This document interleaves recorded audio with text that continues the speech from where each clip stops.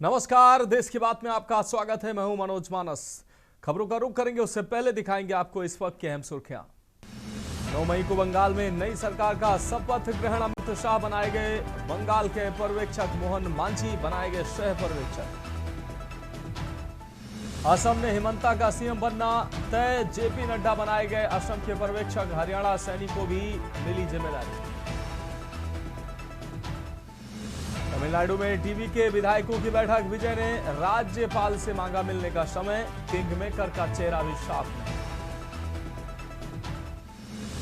गोरखपुर में गरजे सीएम योगी, बोले उनकी सही जगह सिर्फ सलाखों के पीछे, लोमड़ियों की तरह वे हमेशा घात लगाए बैठे रहते। जालौन के 5 पुलिसकर्मियों की हरियाणा के नूह में मौत, एक्सप्रेस वे पर ओवरटेक के दौरान कार हादसे का शिकार। अपहरण केस में दबिश के लिए जा रहे थे पुलिस वाले। और दुमका के सरैया हाट में बेहतर स्वास्थ्य सुविधाओं की मांग, दिग्धी के ग्रामीणों ने भरी हुंकार, विधायक प्रदीप यादव को सौंपा ज्ञापन। आप देख रहे हैं के न्यूज, खबरों का सारथी। और अब खबरें विस्तार से। अहम खबर गाजीपुर से है, जहां गाजीपुर में आयोजित शिक्षा मित्र सम्मान समारोह के बाद यूपी के कैबिनेट मंत्री ओम प्रकाश राजभर ने मीडिया से बातचीत में कई मुद्दों पर बयान दिया। उन्होंने कहा कि सरकार ने 1 अप्रैल से शिक्षा मित्रों का मानदेय बढ़ाकर 18,000 रुपए कर दिया है और इसके लिए पूरे प्रदेश में कार्यक्रम आयोजित किए जा रहे हैं।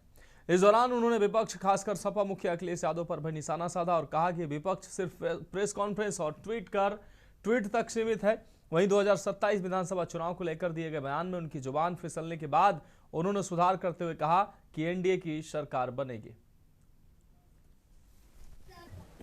आज पूरे प्रदेश में शिक्षा मित्रों को सम्मान समारोह के माध्यम से कार्यक्रम पूरे प्रदेश के 75 जिले में चलाया जा रहा है। उसी कड़ी में आज गाजीपुर में हम आए हुए। क्या कार्यक्रम रहा है? जो मानदेय था शिक्षा मित्रों का, पहले 3500 था, फिर 10,000 सरकार ने किया। अब सरकार ने पहली अप्रैल से 18,000 रुपया महीना देने का निर्णय लिया है और सबके खाते में पैसा चला गया है। क्या लगता है सर, इस कार्य से शिक्षा मित्रों का जीवन स्तर में कितनी बढ़ोतरी सही हो पाएगा? देखिए, आवश्यकता उत्पत्ति की जननी है। व्यक्ति 100 रुपए में भी काम चला लेता है और 500 रुपए में भी काम चला लेता है। व्यक्ति की आवश्यकता के ऊपर है। सरकार की मंशा रही है कि काफी दिनों से इन लोगों की डिमांड रही है, तो सरकार ने दूसरी बार निर्णय लिया है पैसा बढ़ाने का।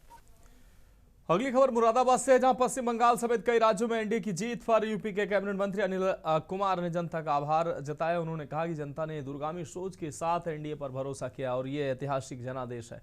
मंत्री ने दावा किया कि अब पश्चिम बंगाल में लंबे समय से चली आ रही गुंडागर्दी से निजात मिलेगी और महिला सुरक्षा को प्राथमिकता दी जाएगी।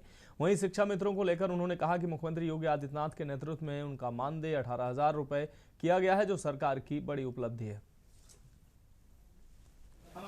मैं पश्चिम बंगाल की जनता के साथ में आसाम हूँ, पुडुचेरी है, जहाँ एनडीए की सरकार बनी है। मैं वहाँ की जनता को बधाई देता हूँ।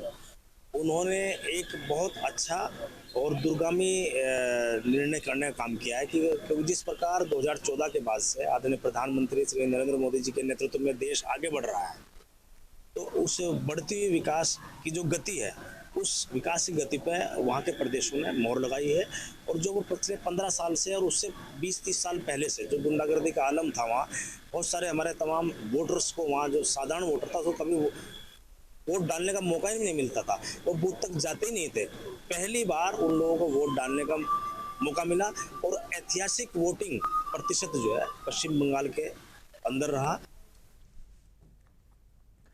बढ़ेंगे अगली खबर की ओर। लखनऊ से बड़ी खबर है, जहां बिजनौर थाना पुलिस ने लूट की वारदात का 24 घंटे के भीतर खुलासा करते हुए किन्नर गैंग को गिरफ्तार किया। पुलिस ने एडीसीपी दक्षिणी रत्नापल्ली वसंत और एसीपी कृष्णानगर रजनीश वर्मा के नेतृत्व में कार्रवाई की। पुलिस ने 2 किन्नर और 1 पुरुष को हिरासत में लिया है। पुलिस उपायुक्त दक्षिण अमित कुमार आनंद के अनुसार 4 तारीख को हुई लूट की घटना का सफल अनावरण किया गया है। आरोपियों के पास से लगभग 4 लाख रुपए के जेवरात, जिनमें पीली और सफेद धातु के आभूषण शामिल हैं, बरामद किए गए हैं। पुलिस अब आगे की कानूनी कार्रवाई कर रही है। कल दिनांक 4 अप्रैल को सुबह थाना बिजनौर से सूचना प्राप्त हुई थी कि एक महिला के साथ लगभग 6:30 बजे एक किन्नर द्वारा उसका मंगलसूत्र और कुंडल छीन लिया गया। सूचना पे तत्काल मौके पर पुलिस पहुंची तो ज्ञात हुआ कि एक और महिला के साथ इस तरह की घटना हुई है। तत्काल प्रकरण में मुकदमा पंजीकृत किया गया। आसपास के सीसीटीवी फुटेजेस को देखा गया और थाना बिजनौर की पुलिस ने बहुत ही सराहनीय कार्य करते हुए 24 घंटे के भीतर घटना का अनावरण कर इस किन्नरों के गिरोह जो इस तरह की छिनैती का कार्य कर रहे थे उनका भंडाफोड़ करके गिरफ्तार किया।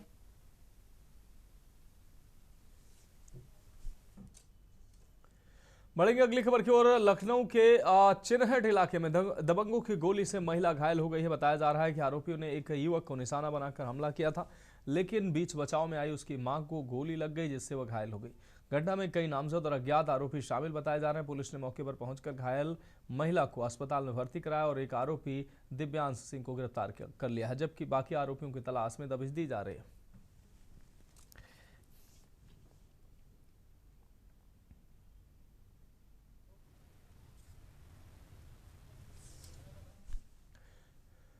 बलिया जिले में तेज बारिश और आंधी के दौरान एक दर्दनाक हादसा सामने आया है, जहां जर्जर दीवार गिरने से 12 वर्षीय मासूम बच्ची चांदनी की मौत हो गई है। घटना सुखपुरा थाना क्षेत्र के वन विहार मार्ग भरतपुरा गांव स्थित एक झोपड़ी में हुई है। जानकारी के अनुसार आंधी के दौरान झोपड़ी की कच्ची दीवार अचानक भरभराकर गिर पड़ी। दीवार के मलबे में दबने से 12 वर्षीय चांदनी पुत्री की मौके पर ही मौत हो गई है। घटना से क्षेत्र में हड़कंप मच गया और स्थानीय लोगों में शोक की लहर दौड़ गई।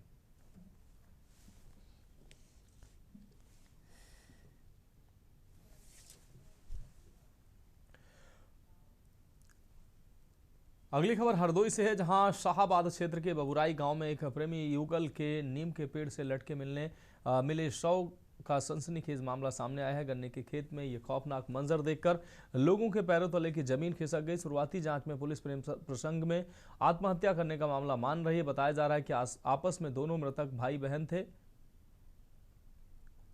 जिससे उनके प्रेम संबंधों को लेकर पारिवारिक विरोध था। पुलिस ने शवों को पोस्टमार्टम के लिए भेजते हुए मामले की आत्महत्या सहित अन्य एंगल से जांच कर रही है।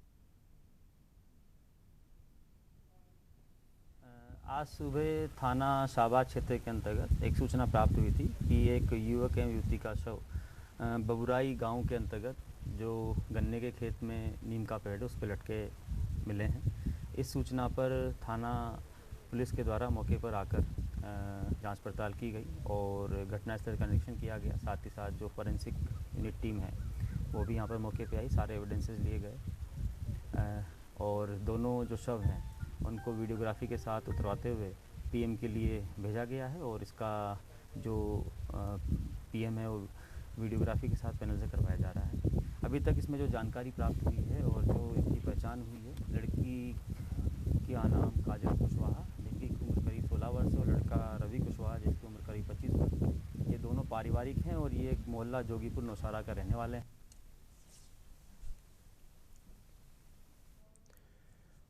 अगली खबर संभल से है, जहां बैजोई थाना पुलिस ने गंगा एक्सप्रेसवे के पास से हाई टेंशन बिजली लाइन चोरी करने वाले अंतर जनपदीय गिरोह के दो शातिर सक्रिय चोरों को गिरफ्तार करने में कामयाबी पाई है। आरोपियों के कब्जे से करीब 215 किलोग्राम चोरी का बिजली का तार और 2,52,000 रुपए नकदी बरामद किए गए हैं। पुलिस के मुताबिक गिरोह के साथ मिलकर दोनों गिरफ्तार अभियुक्त लंबे समय से अलग अलग क्षेत्रों में बिजली लाइनों के तार काटकर चोरी की वारदात को अंजाम दे रहे थे। गिरोह रात के समय सुनसान स्थानों पर हाई टेंशन लाइनों को निशाना बनाकर चोरी करने के बाद दिल्ली सहित अन्य स्थानों पर माल की सप्लाई पहुंचाता था।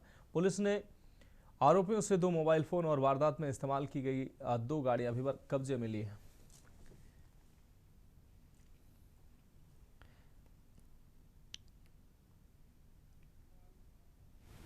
जनपद संभल के थाना बैजोई को एक अंतर्राज्यीय तार चोरी और तार काटने की गैंग का खुलासा करने में सफलता मिली है। इनके द्वारा प्रतिदिन रात्रि के समय जब चेकिंग की जा रही थी तभी एक गाड़ी वहां से गुजर रही थी, जिसमें एक ड्राइवर और उसमें कई क्विंटल लोहे का जो कटा हुआ तार है 33 केवी और 11 केवी की जो लाइनें इनको काटने का काम करते थे।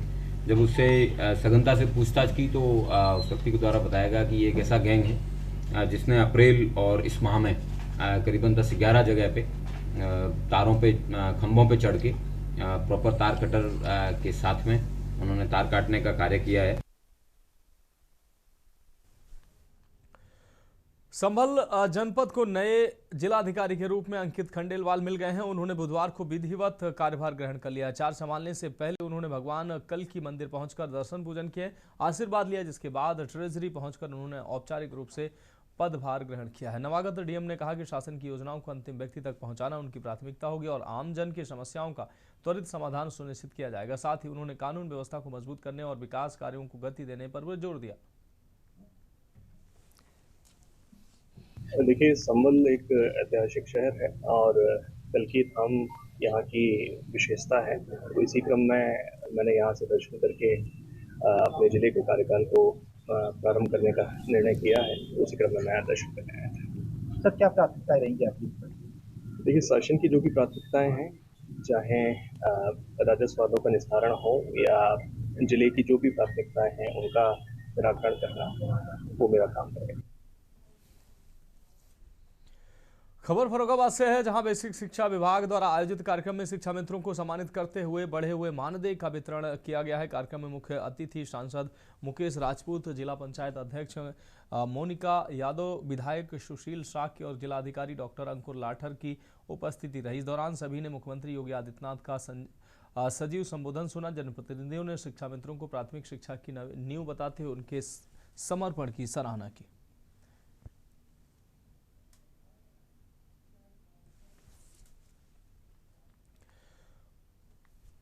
बढ़ेंगे अगली खबर की ओर। खबर सोनभद्र से है, जहां कर्मा थाना क्षेत्र के बिसहार गांव से दिल दहला देने वाला मामला सामने आया है। यहां एक महिला ने अपने 2 मासूम बच्चों के साथ फांसी लगाकर आत्महत्या कर ली। परिवार के 3 शव मिलने से क्षेत्र में हड़कंप मच गया। सूचना मिलते ही पुलिस ने मौके पर पहुंचकर तीनों शवों को पोस्टमार्टम के लिए भेजा है। मृतका के मायका पक्ष ने गंभीर आरोप लगाते हुए दहेज की मांग को लेकर हत्या का आरोप लगाया। उन्होंने दावा किया कि मृतका प्रीति का पति राजन शराब का लती था, जिसे अक्सर मारपीट करते हुए दहेज लेकर आने का दबाव बनाता रहता था। उन्होंने दावा किया कि 15 दिन पहले भी मायके से भैंस मांग कर लाने को लेकर दोनों में विवाद हुआ था। आज दिनांक 5 मई 2026 को यूपी 112 पर एक सूचना प्राप्त हुई कि थाना कर्मा के अंतर्गत ग्राम लिसहार में की रहने वाली प्रीति राजभर, वाइफ ऑफ राजन राजभर, उम्र 25 वर्ष, के द्वारा अपने 2 बच्चे अयांश उम्र लगभग 6 माह एवं आर्यन उम्र लगभग 4 वर्ष के साथ अपने ही घर में फांसी लगा ली गई है। इस सूचना पर तत्काल थाना पुलिस एवं एफएसएल की टीम के द्वारा मौके पर पहुंचकर शव को कब्जे में लिया गया। सभी वैज्ञानिक साक्ष्यों का संकलन किया गया है एवं शव को पोस्टमार्टम की कार्रवाई के लिए जिला अस्पताल लोढ़ी भेजा गया है।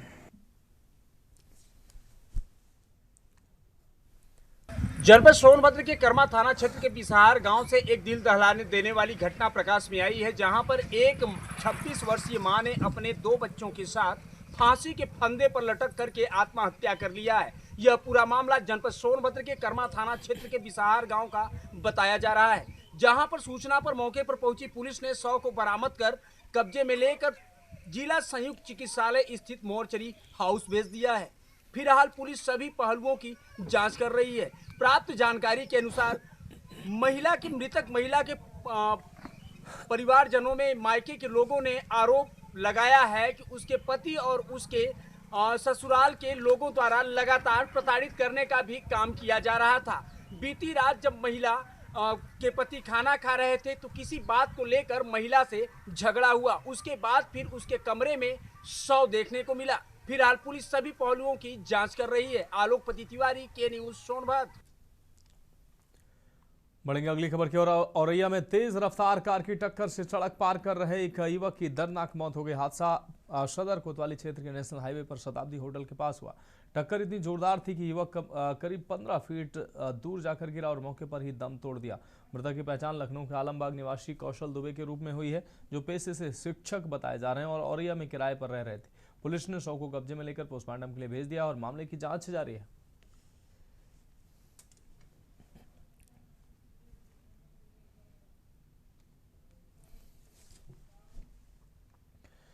और छलदा थाना पुलिस और स्वाट सर्विलांस टीम ने हत्या के सनसनीखेज मामले का 72 घंटे के भीतर खुलासा करते हुए 3 आरोपियों को गिरफ्तार कर लिया। पुलिस ने मृतक रणबीर सिंह यादव हत्याकांड में उसकी पत्नी विनीता, बेटे हर्ष उर्फ हर्षित और रिश्तेदार गुरजीत को दबोचा है। आरोपियों की निशानदेही पर हत्या में इस्तेमाल कुल्हाड़ी, लोहे का सब्बल, खून से सनी टी शर्ट और बाइक बरामद की गई। पुलिस के अनुसार शराब के लिए संपत्ति बेचने को लेकर हुए विवाद के बाद पत्नी और बेटे ने मिलकर हत्या की साजिश रची और शव को बुंदेलखंड एक्सप्रेसवे पर फेंक कर हादसे का रूप देने की कोशिश की। पुलिस ने तीनों को गिरफ्तार कर आगे की कानूनी कार्रवाई शुरू कर दी।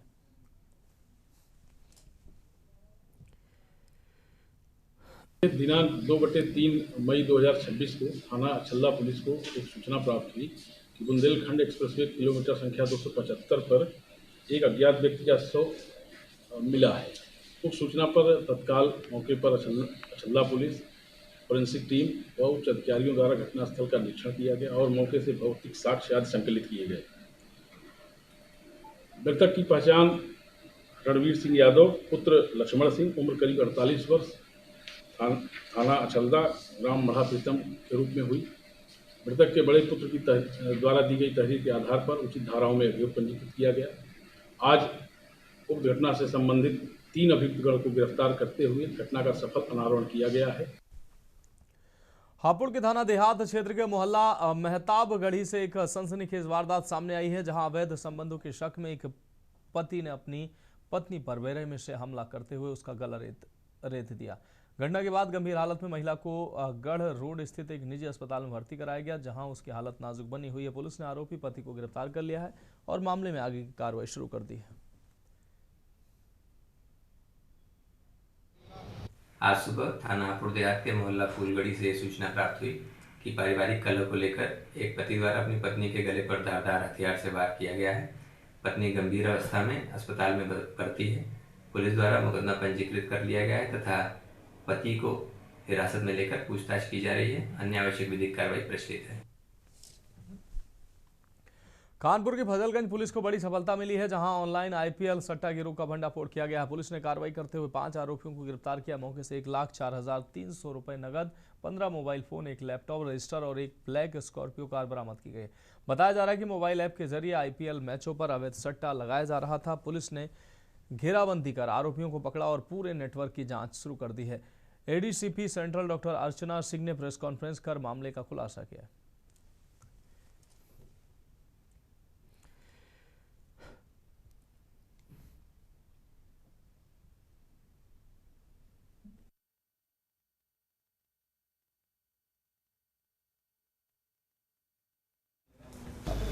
चार और 5 की रात में करीब 2100 बजे सूचना प्राप्त हुई थी फजलगंज थाने में कि ऑनलाइन सट्टा खिलाने का काम किया जा रहा है। पुलिस ने दबिश दी तो दादा नगर ढाल से कंटेनर यार्ड वाले रास्ते पे ब्लैक कलर की एक स्कॉर्पियो मिली, जिसमें 5 लोग उसके अंदर मिले जो ऑनलाइन सट्टा खिलाने का काम कर रहे थे।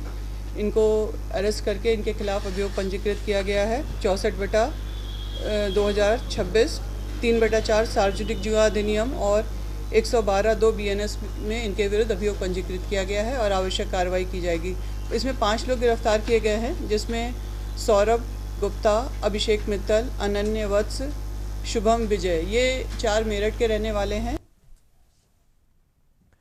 खबर चित्रकूट से है, जहां ऑडिटोरियम में आयोजित कार्यक्रम में शिक्षा मित्र को बढ़ा हुआ मानदेय वितरित करते हुए सम्मानित किया गया है। इस दौरान सभी ने प्रदेश के जल शक्ति राज्य मंत्री रामकेश निषाद, पूर्व सांसद आर.के. सिंह पटेल, जिला पंचायत अध्यक्ष अशोक जाटव और डीएम पुलकित गर्ग आदि की मौजूदगी में सभी ने मुख्यमंत्री योगी आदित्यनाथ का संबोधन सुना। इस दौरान परिषदीय विद्यालय के बच्चों ने रंगारंग सांस्कृतिक कार्यक्रम प्रस्तुत कर सभी की सराहना प्राप्त की है। शिक्षा मित्रों को अतिथियों ने बढ़े हुए मानदेय की डेमो चेक वितरित किए हैं। बीएसए ने शिक्षा मित्रों की उपयोगिता बताई और कार्यक्रम में भैरव प्रसाद मिश्र, जिला सहकारी बैंक के चेयरमैन पंकज अग्रवाल व बीजेपी जिला अध्यक्ष महेंद्र कोटारे आदि मौजूद रहे।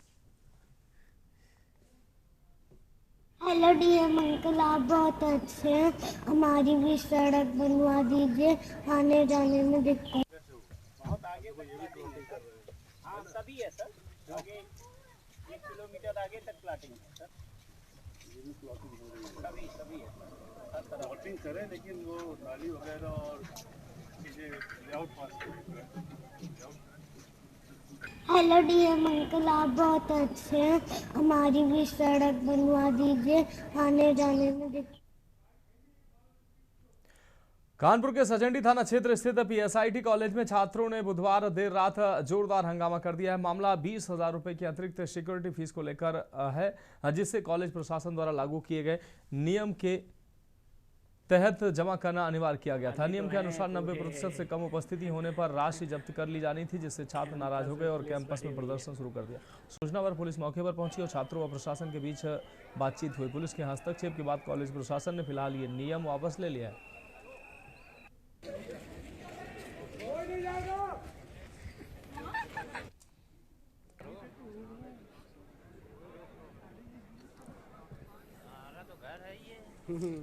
अभी तो हैं पूरे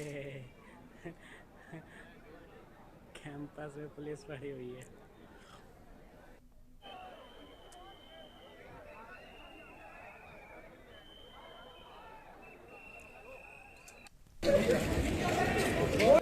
ये कल देर रात पीएसआईटी थाना क्षेत्र सचेडी में स्टूडेंट्स द्वारा अपनी मांगों को लेकर के वहाँ पे प्रदर्शन किया गया था, जिसमें उनके द्वारा बताया गया कि जो कॉलेज का एडमिनिस्ट्रेशन है उसके द्वारा 20,000 रुपये फीस की बढ़ोतरी की गई है और ये बताया गया कि ये रिफंडेबल अमाउंट है यदि 90% अटेंडेंस पूरी नहीं होती है। ऐसी स्थिति में ये अमाउंट जब्त कर लिया जाएगा। इसको लेकर के छात्रों में आक्रोश था। आज मौके पर पुलिस जाती है, बातचीत करती है, जो एडमिनिस्ट्रेशन है उनसे भी बातचीत होती है और इसका समाधान निकाला जाता है। अभी फिलहाल ये स्कीम को रोल बैक कर लिया गया है प्रशासन द्वारा। अंतिम जो भी निर्णय लिया जाएगा वो सभी स्टेक होल्डर्स जो थे उनसे बातचीत करके जो भी अग्रिम निर्णय लिया जाएगा उसके आधार पर अग्रिम कार्रवाई की। कानपुर जिला अधिकारी कार्यालय जैसे संवेदनशील और भीड़भाड़ वाले इलाके में बिजली के तारों का ऐसा खतरनाक जाल बना हुआ है जो कभी भी बड़े हादसे को न्योता दे सकता है। भीषण गर्मी के बीच ये लापरवाही और भी घातक साबित हो सकती है। सवाल यह है कि आखिर इस जानलेवा खतरे की जिम्मेदारी कौन लेगा। जिलाधिकारी कार्यालय जैसे अहम स्थान पर बिजली के तारों का ये खतरनाक जाल साफ तौर पर सिस्टम की लापरवाही को उजागर करता है। अब देखना यह होगा कि केशको और प्रशासन इस खबर के बाद जागते हैं या फिर किसी बड़े हादसे का इंतजार करते हैं। मैं संजीव कुमार गुप्ता, एडवोकेट, कलेक्ट्रेट कानपुर में बैठता हूँ। सर ये बताइए कि जिलाधिकारी कार्यालय में आपने देखा होगा एक पोल है, पोल के ऊपर जर्जर है, झंझट है तार का, तो ऐसे में भीषण गर्मी पड़ रही है, तो क्या कहना चाहेंगे उस पर आप? तार कभी भी कोई तार दुर्घटनाग्रस्त होके गिर सकता है, जान हानि हो सकती है, किसी के साथ कोई चोट चपेट लग सकती है। इसका सबसे सही उपाय है कि ये लाइनें जगह जगह अंडरग्राउंड हुई है, कलेक्ट्रेट में भी अंडरग्राउंड करा दी जाए तो खतरा ही खत्म हो जाए ये तारों का। मेरी डीएम साहब से मांग है कि ये जो कलेक्ट्रेट में वायरिंग है, जो बाहर से तार है, इन्हें भी अंडरग्राउंड करा दें। कानपुर में केसको की बहुत बड़ी लापरवाही देखने को मिल रही है। आपको बता दें, मैं इस वक्त मौजूद हूँ कानपुर के जिलाधिकारी कार्यालय में। आप देख सकते हैं किस तरह से जो तस्वीर में ये खंभे में पोल है, पोल में किस तरह से जो केसों की लापरवाही है वो पूरी तरह से देखने को मिल रही है। जो जर्जर पूरी तरह से पोल है उसके साथ साथ में जो तार के झुंड जो है वो काफ़ी दिख रहा है। साथ आपको बता दें कि भीषण गर्मी भी पड़ रही है। ऐसे में यहाँ जिलाधिकारी कार्यालय में डेली फरियादी आते हैं। ऐसे में कोई दुर्घटना अगर हो जाती है तो इसके जिम्मेदार कौन है? फिलहाल केसको के कान में अभी तक जू तक नहीं रेंग रही है कि इतनी बड़ी जिलाधिकारी कार्यालय में डेली यहाँ फरियादी आते हैं पर इसको देखने वाला कोई नहीं है। सवाल ये है कि केसको की लापरवाही कब तक ऐसी देखने को मिलेगी। कानपुर से शाहनवाज खान, के न्यूज़ इंडिया के लिए कानपुर। फिलहाल खबरों में वक्त एक ब्रेक का, जल्द हाजिर होंगे। देख रहे हैं के न्यूज़, खबरों का सारथी।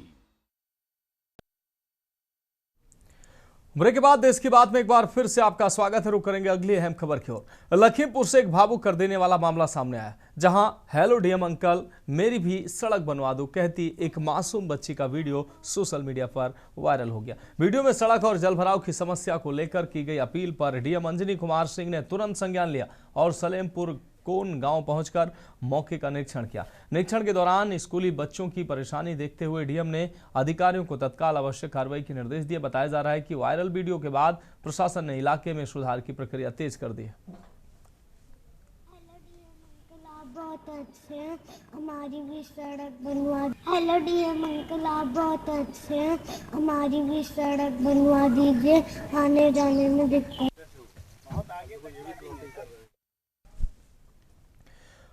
बढ़ेंगे अगली खबर की ओर। आगरा कैंट में जीआरपी ने बड़ी कार्रवाई करते हुए अंतर्राज्यीय चोर गिरोह का भंडाफोड़ किया है। पुलिस ने चेकिंग के दौरान 6 शातिर आरोपियों को गिरफ्तार किया है, जो ट्रेन यात्रियों को निशाना बनाकर वारदातों को अंजाम देते थे। गिरफ्तार आरोपियों के पास से 315 बोर का तमंचा, कारतूस और करीब 4,80,000 रुपए और सोने चांदी के जेवरात और मोबाइल फोन बरामद किए गए। पुलिस के मुताबिक ये गिरोह दिल्ली और बिहार से जुड़े अपराधियों का नेटवर्क है, जो आगरा कैंट स्टेशन समेत ट्रेनों में चोरी और लूट की घटनाओं को अंजाम देता था। सभी आरोपियों के खिलाफ कई राज्यों में आपराधिक मामले दर्ज बताए जा रहे हैं।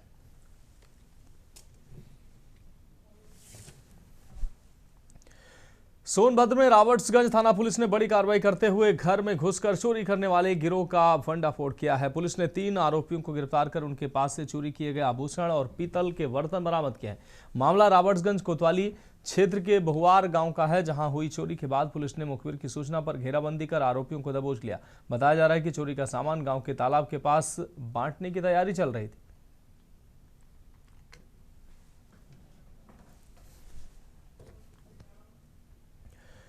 सुल्तानपुर में आबकारी विभाग ने बड़ी कार्रवाई करते हुए कोतवाली नगर क्षेत्र के गांव बल्लीपुर और चुनहा में संयुक्त छापेमारी की। इस दौरान टीम ने 23 लीटर अवैध कच्ची शराब और करीब 480 किलो लहन बरामद कर मौके पर ही नष्ट कर दिया।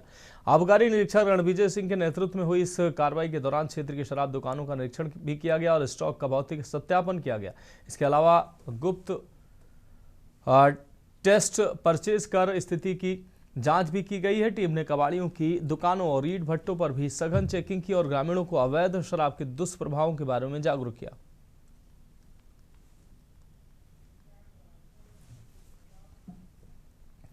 खबर एटा से है, जहां ब्रज की 84 कोसी परिक्रमा क्षेत्र को मांस मंदिरा प्रतिबंधित क्षेत्र घोषित कराने की मांग को लेकर 21,000 लोगों के हस्ताक्षर युक्त मांग पत्र लेकर लखनऊ जा रहे संतों की पदयात्रा का यहां भव्य स्वागत हुआ।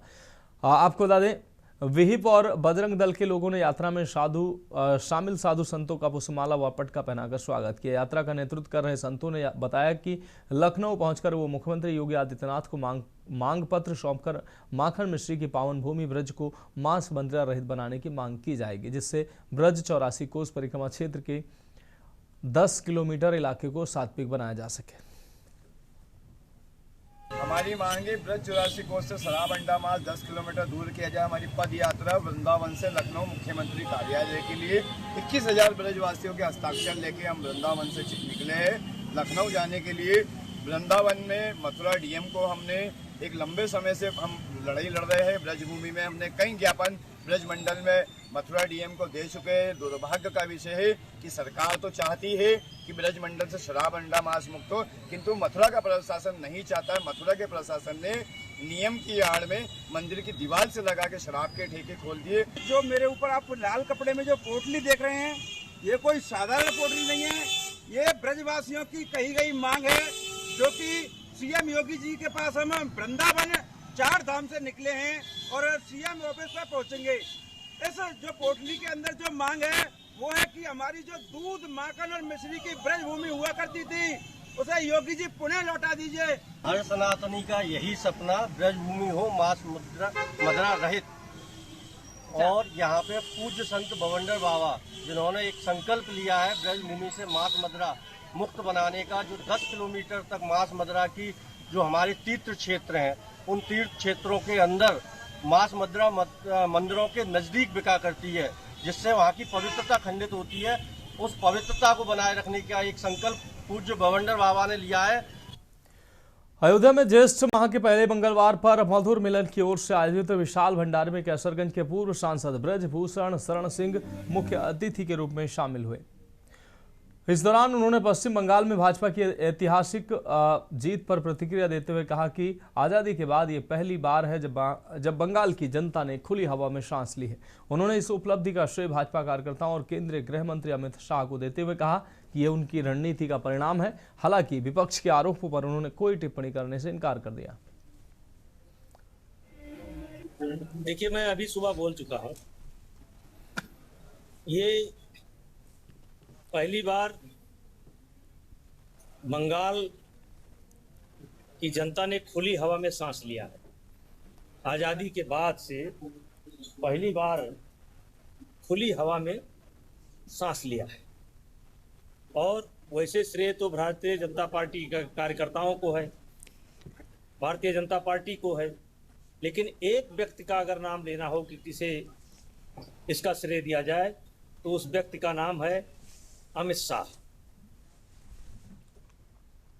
लखीमपुर से बड़ी खबर सामने आई है, जहां एंटी करप्शन टीम ने डीएफओ ऑफिस के एक बाबू को 12,000 रुपए रिश्वत लेते रंगे हाथों गिरफ्तार किया। आरोपी विक्रांत नेगी पर तबादला कराने के नाम पर घूस मांगने का आरोप है। टीम ने इसे विलोवी मेमोरियल हॉल के पास से गिरफ्तार किया है। मामले में डीएफओ कीर्ति चौधरी ने आवेदन की जानकारी से अनभिज्ञता जताई। फिलहाल आरोपी से पूछताछ जारी है।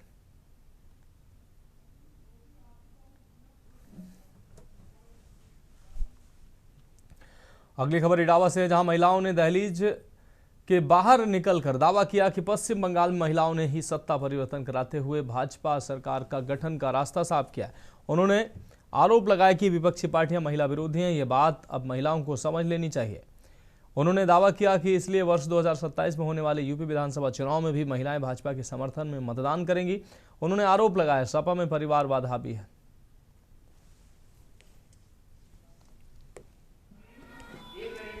अवश्य जी अवश्य, भारतीय जनता पार्टी हर तरफ भारतीय जनता पार्टी का परचम आज भी लहरा रहा है और आगे भी 2047 तक कोई भी पार्टी मुझे नहीं लगता कि टिकने वाली है। आने वाले समय में भारतीय जनता पार्टी की प्रचंड जीत आपको देखने को मिलेगी। 2027 में सपा का सफाया होगा और भारतीय जनता पार्टी का परचम लहराएगा। पहले से ही सबकी पसंद भारतीय जनता पार्टी यानी मोदी जी और योगी जी यूपी में। तो क्यों करेंगे? भारत में और अपने उत्तर प्रदेश में जो महिलाओं को लेकर जो मोदी जी ने इतने हम लोगों को सुरक्षित और सम्मान की जिंदगी दी है, तो इसी को लेकर हम लोग मोदी जी के सम्मान में और योगी जी के सम्मान में भारत को ही आगे बढ़ाने का काम करेंगे।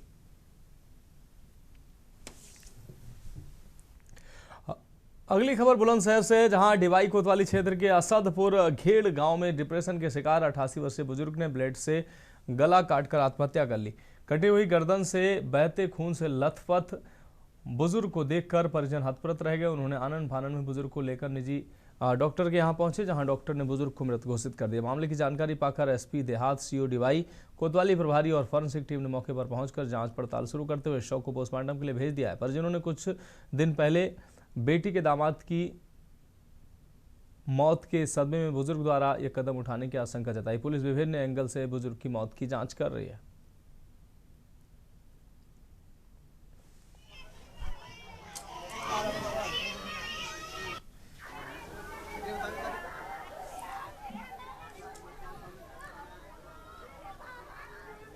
घटना ये है कि मैं तो मौका वारदात पे घर पे था। जब मेरे घर पे सूचना पहुंची कि मेरे बाबा कोलैप्स हो चुके हैं, कि खून की उल्टी हुई हैं, ये बात मेरे को सुनाई दी। पहले जब तक मैं घेर पे पहुंचा तो बात सुनाई ये दी कि उन्होंने अपना ब्लेड से गला रेत लिया, काट लिया।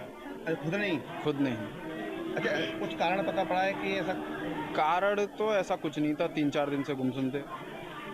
मतलब हमारे जीजा जी हैं, ठीक है, इनके देवती दामाद थे, तो वो एक्सपायर हो गए थे 8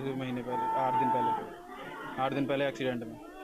तो उस वजह से थोड़ा डिप्रेशन और बातचीत नहीं करना, गुमसुम रहना। थाना डिवाई पुलिस को आज सूचना प्राप्त हुई थी कि एक व्यक्ति की संदिग्ध परिस्थितियों में मृत्यु हो गई है। इस सूचना पर तत्काल थाना पुलिस मौके पर पहुंची थी। मौके पर पहुंचने के उपरांत जांच में पाया गया कि दिगंबर सिंह, जिनकी उम्र लगभग 88 वर्ष थी, उनके द्वारा आत्महत्या की गई है। इसमें तत्काल एफएसएल टीम को मौके पर बुलवाया गया था। परिजनों का बताना है कि दिगंबर सिंह के हाथ में ब्लेड था और इनके द्वारा अपने गले पर वार किया गया है। एफएसएल द्वारा भी मौके पर पहुंचकर घटना में प्रयुक्त ब्लेड की बरामदगी कर ली गई है। बढ़ेंगे अगली खबर की ओर। दिल्ली के सराय रोहिला इलाके में गड्डी मार गैंग की बड़ी ठगी का मामला सामने आया है। राजधानी दिल्ली के सराय रोहिला इलाके में ठगी का एक बेहद शातिर और चौंकाने वाला मामला सामने आया है, जहां गड्डी मार गैंग ने एक कारोबारी को 25 लाख रुपए का चूना लगाने की साजिश रची। जालसाजों ने असली नोटों की गड्डियों के ऊपर नीचे 500 के नोट लगाकर बीच में रद्दी और फोटोकॉपी पेपर भर दिए ताकि शक ना हो। मामला उस समय सामने आया जब आपको बता दें कालकाजी ग्लासेस प्राइवेट लिमिटेड के डायरेक्टर हिमांशु गोयल को रांची की एक कथित कंपनी ने लाखों का ऑर्डर मिला। सिक्योरिटी के नाम पर 25 लाख रुपए कैश देने की बात हुई और विकासपुर इलाके में पैकेट सौंपा गया, लेकिन जब पैकेट खोला गया तो उसमें ज्यादातर रद्दी निकली। जी 24/4/2026 को मेरे पास एक मेरे रेगुलर कस्टमर का कुछ ऑर्डर आया और क्योंकि ऑर्डर का अमाउंट बहुत ज़्यादा था तो मैंने उनसे कहा कि कुछ मेरे को कंसिडरेशन अमाउंट आपको सिक्योरिटी डिपॉजिट कुछ करके दीजिए तो मैं आपका ऑर्डर तैयार कराऊंगा। उन्होंने अल्टीमेटली ऑर्डर कुछ 28 लाख समथिंग का था, जिसमें से उन्होंने 25 lakh something as a cash deposit मेरे को एक मोबाइल नंबर दिया और उनसे ले लेने के लिए कहा, जिसको कि उन्होंने कहा कि मैं 4-5 तारीख को पेमेंट कर दूंगा आपको और ये पैसा वापस ले लूंगा। शुरुआत यहाँ से हुई। तो 24 तारीख की जब हमारी ये बातें होती रही तो 28 तारीख को उनके यहाँ से एक मोबाइल नंबर हमें दिया गया। उस मोबाइल नंबर से दूसरा मोबाइल नंबर और फिर तीसरा मोबाइल नंबर ने हमें विकासपुरी पीवीआर के सामने मेरे स्टाफ विपिन शर्मा को कुछ पैसे दिए। दिल्ली में कच्चा बनियान गैंग के खिलाफ पुलिस को बड़ी सफलता मिली है। साउथ दिल्ली की आपको बता दें एटीएस टीम ने मुठभेड़ के बाद इंटरस्टेट गैंग के 6 बदमाशों को गिरफ्तार किया है। मामला मालवीय नगर के सर्वोदय इनक्लेव में 1 मई को हुई चोरी से जुड़ा है, जहां आरोपियों ने घर में घुसकर नकदी और जेवरात पार कर दी है। सीसीटीवी के आधार पर पुलिस ने गैंग की पहचान और 3 मई की रात आपको बता दें जहांपना फॉरेस्ट इलाके में घेराबंदी की मुठभेड़ में 3 बदमाशों के पैर में गोली लगी। मौके से हथियार, चोरी का सामान और औजार बरामद किए गए। सभी आरोपी मध्य प्रदेश के रहने वाले बताए जा रहे हैं।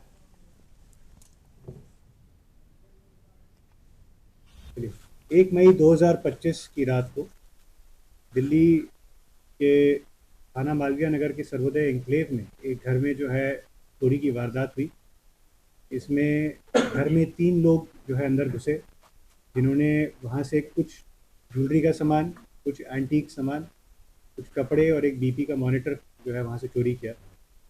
जब इसकी छानबीन में हमारी पुलिस टीम लगी डिस्ट्रिक्ट साउथ दिल्ली पुलिस की, तो ये देखा गया कि 3 लोग उस घर में आए थे, जिनके जो हमने पोशाक और जिनके हाव-भाव देखे तो उससे हमें ये समझ आया कि ये लोग पारदी गैंग, यानी जिसको आम जनता जो है कच्चा बनियान गैंग के नाम से जानती है, उसके मेंबर्स हैं और ये लोग जो है इस घर में चोरी के उद्देश्य से घुसे थे। अगली खबर गुरुग्राम से है, जहां प्रशासनिक टीम ने बड़ी कार्रवाई करते हुए पुलिस की मौजूदगी में कन्हई गांव स्थित हिस्ट्री सीटर सतपाल उर्फ कालू उर्फ चोटी की 7 मंजिला अवैध बिल्डिंग पर बुलडोजर चलाया। आरोपी पर एनडीपीएस सहित 7 गंभीर आपराधिक मामले दर्ज बताए गए हैं। पुलिस के मुताबिक आरोपी लंबे समय से नशे के अवैध कारोबार सहित अन्य गैर कानूनी धंधों में संलिप्त था।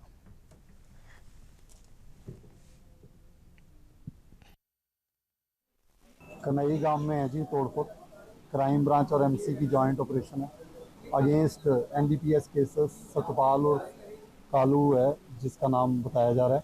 5 एफआईआर दर्ज हैं एनडीपीएस केसेस में, एक में उसको सज़ा भी हो रखी है। उसके इलीगल कंस्ट्रक्शन के ऊपर आज कार्रवाई हो रही है। जेसीबी आने का समय अंदर जगह नहीं थी, तो आज लेबर मंगवाई गई है एमसी की तरफ से, रिलेटिव मशीनें मंगाई गई हैं, 50 लेबर लगाई गई है और मुझे उम्मीद है कि ये लेबर अभी लगेगा। ये सतपाल नाम का है जो यहाँ कन्हई गांव का रहने वाला, हमारा बीसी भी है और इस पे 6 से 7 मुकदमे दर्ज हैं और अमूमन एनडीपीएस के मुकदमे दर्ज हैं, जिनके हम पेटेंट की कार्रवाई करवाई थी और जिसके अंदर इसकी वेरीफाई करवाया तो ये सब संपत्ति है, ये उसी से एकत्रित की हुई है और उससे बिल्डिंग भी बनाई है, उसका हम डोमिनेशन कर रहे हैं आज। तो विद हम ड्यूटी मजिस्ट्रेट है, एमसीजी का स्टाफ है, कुछ हमारे कर्मचारी, हमारे 100 से 150 कर्मचारी हैं। खबर सीकर से है, जहां एसओजी पुलिस की कार्रवाई के विरोध में जिले के डॉक्टर हड़ताल पर रहे और इसके आपको बता दें एसके हॉस्पिटल के पूर्व अधीक्षक डॉक्टर के अग्रवाल और निजी लैब संचालक डॉक्टर वीएल चौधरी को एसओजी द्वारा गिरफ्तारी करने के बाद डॉक्टरों में भारी रोष है। इसलिए आज राजकीय व निजी अस्पतालों के डॉक्टरों ने कार्य बहिष्कार रखा। सुबह से दोपहर 12 बजे डॉक्टरों ने मरीज नहीं देखे, जिसमें आम जनता को परेशानियों का सामना करना पड़ा। डॉक्टरों पर मरीजों और तीमारदारों से धनोकाही का आरोप लगा था, जिस पर कार्रवाई करते हुए एसओजी ने डॉक्टरों पर कार्रवाई की।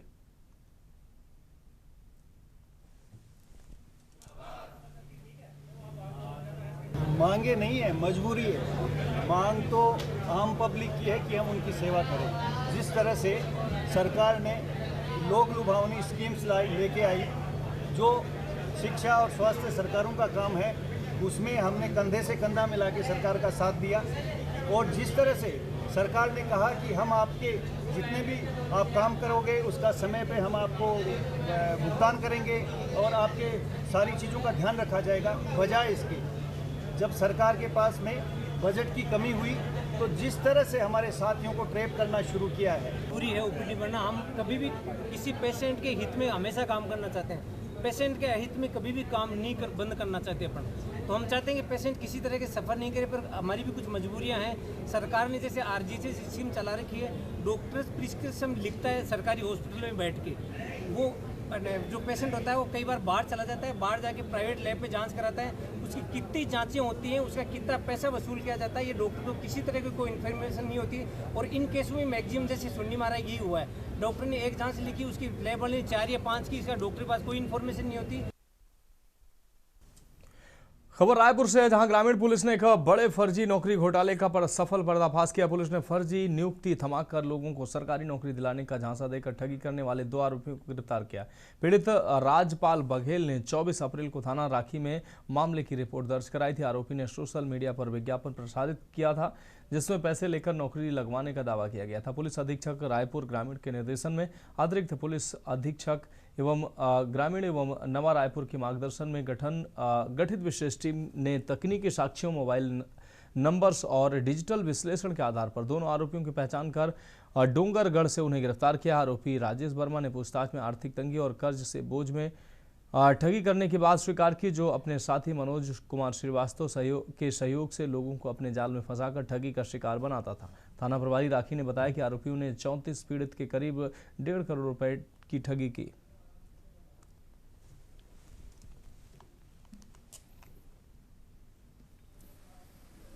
दिनांक 5/3/2024 को सामान्य प्रशासन विभाग छत्तीसगढ़ शासन के नाम से विभिन्न विभागों में अनेक पदों पर भर्ती के लिए एक अनुशंसा पत्र और सत्यापन हेतु फर्जी आदेश जारी किया गया था, जिसमें सामान्य प्रशासन विभाग के सचिव सर और उप सचिव सर का फर्जी डिजिटल हस्ताक्षर था।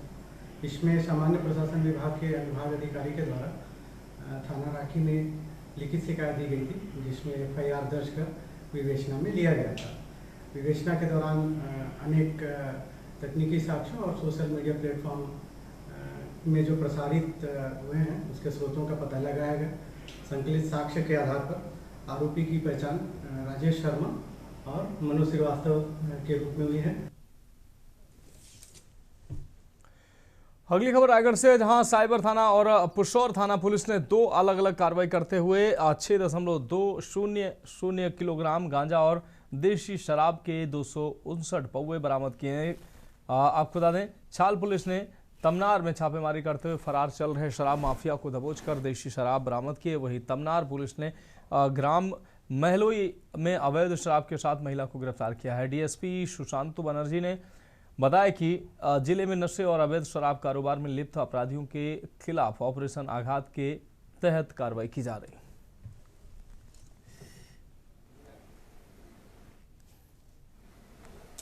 ऑपरेशन आघात के तहत थाना पुशौर के द्वारा पिछले दिनों 2 कार्रवाइयाँ की गई है। ग्राम सोड़ापाट में गुलाब यादव के यहाँ सूचना मिलने पर कि वो अपने दुकान में गांजा रखा हुआ है, घेराबंदी कर वहाँ रेड कार्रवाई करने पर गुलाब यादव के कब्जे से 6 किलो 200 ग्राम गांजा बरामद किया गया है।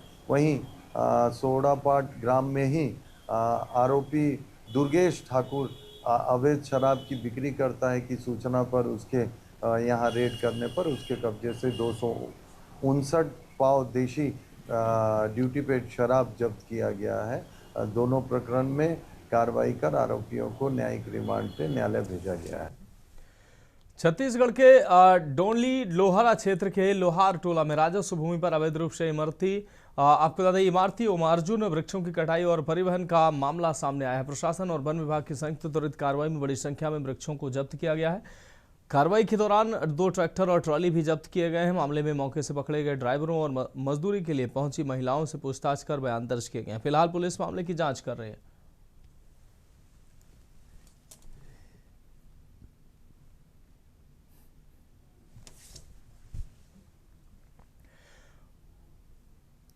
अगली खबर मध्य प्रदेश के भोपाल से है, जहां CM doctor Mohan Yadav cabinet की बैठक उन्होंने ली है और इस दौरान महत्वपूर्ण प्रस्तावों को एमपी कैबिनेट ने मंजूरी दी है।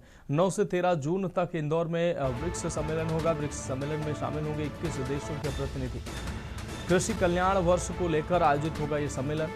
अंतर्राष्ट्रीय सम्मेलन में होगी उन्नतशील कृषि पर चर्चा।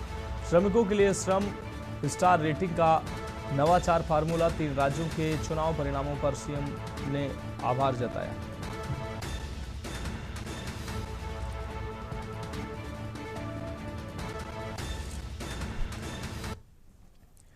अगली खबर धार से है, जहां पीथमपुर सेक्टर 1 के गौला ग्राम में भीषण सड़क हादसे में 3 मजदूरों की मौत हो गई। बीती रात ट्यूबवेल की खुदाई के बाद छत्तीसगढ़ निवासी मजदूर रामचरण, अनूप प्रताप और अरविंद थकान के कारण हॉलैंड मशीन के नीचे सो गए थे। सुबह ड्राइवर ने बिना नीचे देखे लापरवाही से मशीन को रिवर्स कर दिया, जिससे नीचे सो रहे तीनों मजदूर टायर के नीचे दबकर कुचल गए और उनकी मौके पर ही मौत हो गई। हादसे के बाद आसपास इलाके में सनसनी फैल गई। एसपी पारुल बेलापुरकर ने बताया कि पुलिस ने त्वरित कार्रवाई करते हुए आरोपी ड्राइवर को गिरफ्तार कर मशीन अपने कब्जे में ले ली है। 100 को पोस्टमार्टम के लिए भेजकर परिजनों को घटना की जानकारी दे दी गई। मामला दर्ज कर पुलिस जांच कर रही है।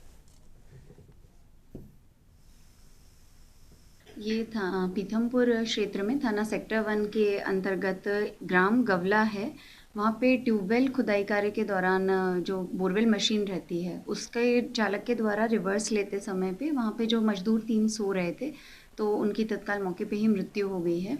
तो उसमें पुलिस ने जो है अपराध पंजीबद्ध करके आरोपी को राउंड अप किया है और जो मशीन है उसको जब्त किया है। मैम, कहाँ के रहने वाले थे जो तीनों मजदूर जिनकी मौत हुई? ये तीनों ही मजदूर छत्तीसगढ़ के रहने वाले थे।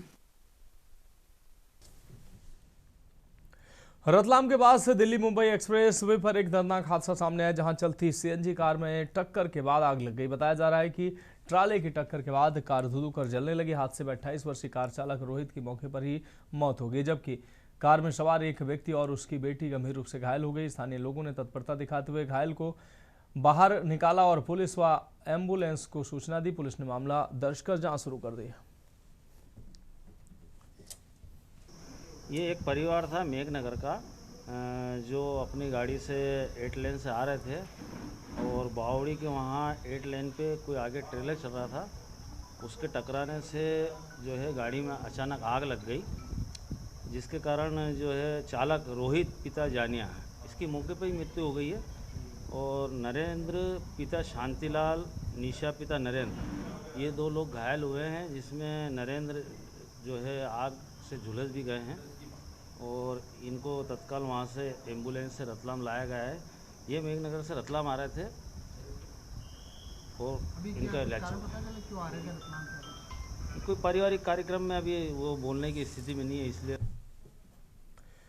दिल्ली से झांसी जा रहे एक डॉक्टर के परिवार के साथ हाईवे पर खौफनाक वारदात सामने आई। नेशनल हाईवे 44 पर बाबा देवपुरी मंदिर के पास बदमाशों ने कार को घेर कर लाठी डंडों से हमला कर दिया और गाड़ी रोकने की कोशिश की। किसी तरह परिवार ने हिम्मत दिखाते हुए गाड़ी भगाकर अपनी जान बचाई और दहशत में झांसी पहुंचा। पीड़ित परिवार का आरोप है कि मुरैना पहुंचने पर भी पुलिस ने उन्हें संबंधित थाने में जाने की बात कहकर टाल दिया। इस घटना के बाद हाईवे सुरक्षा और पुलिस व्यवस्था पर गंभीर सवाल खड़े हो गए।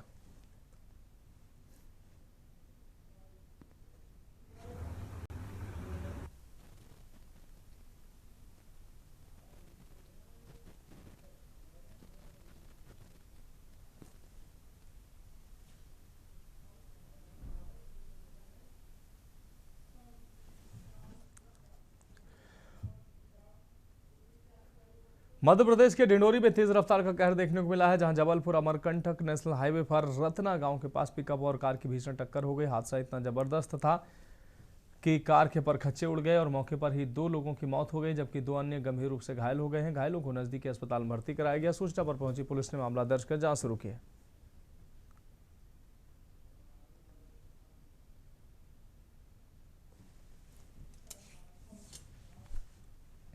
हजारीबाग में उपायुक्त हेमंत सती ने 5 मई को शेख भिखारी मेडिकल कॉलेज एवं अस्पताल का औचक निरीक्षण किया। इस दौरान उन्होंने पार्किंग व्यवस्था, एम्बुलेंस की उपलब्धता, दवा काउंटर और अन्य स्वास्थ्य सेवाओं का जायजा लिया। मरीजों की बढ़ती संख्या को देखते हुए उपायुक्त ने जन औषधि केंद्र और दवा काउंटर बढ़ाने के निर्देश दिए। साथ ही कोल्ड चेन, बिजली आपूर्ति और स्टाफ की स्थिति की समीक्षा करते हुए अस्पताल प्रबंधन को सभी व्यवस्थाएं दुरुस्त रखने को निर्देश दिए।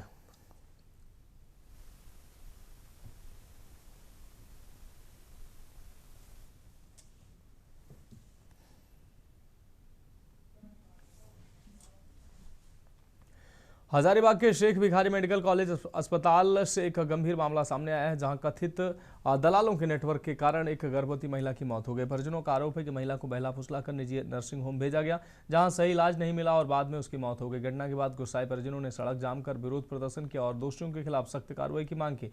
पुलिस और प्रशासन मामले की जांच में जुटे हैं।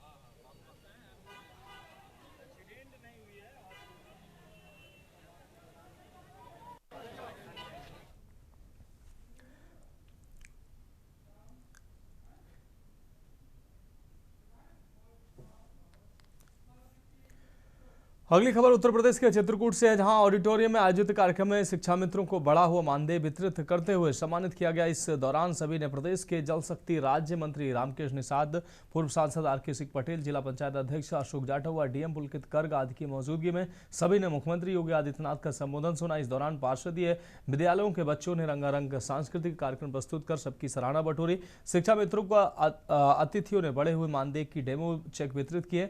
बीएसए ने शिक्षा मित्रों की उपयोगिता बताई है। कार्यक्रम में भैरव प्रसाद मिश्रा, जिला सहकारी बैंक के चेयरमैन पंकज अग्रवाल व बीजेपी जिला अध्यक्ष महेंद्र कोटारे आदि मौजूद रहे। उत्तर प्रदेश के यशस्वी मुख्यमंत्री आदरणीय योगी आदित्यनाथ जी के नेतृत्व में जो हमारे बेसिक शिक्षा परिषद के शिक्षा मित्र साथीगण हैं, उनके मानदेय को निश्चित रूप से सम्मान के साथ बढ़ाने का जो कार्य किया है, ये केवल भारतीय जनता पार्टी के नेतृत्व वाली सरकार में माननीय योगी जी के नेतृत्व में संभव हो पाया है।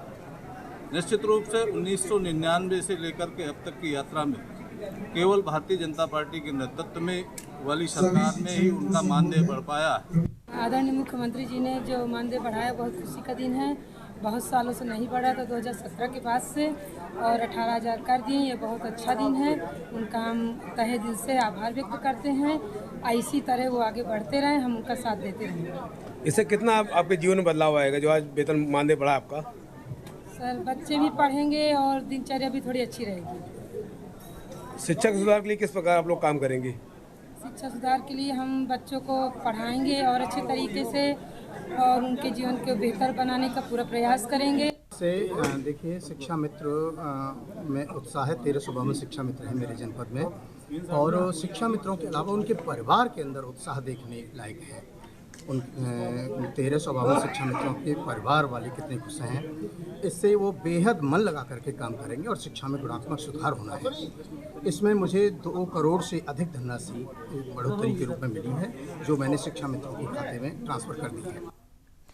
फिलहाल देश की बात में अभी के लिए मेरे साथ इतना ही। मुझे दीजिए इजाजत और आप देखते रहिए के न्यूज इंडिया।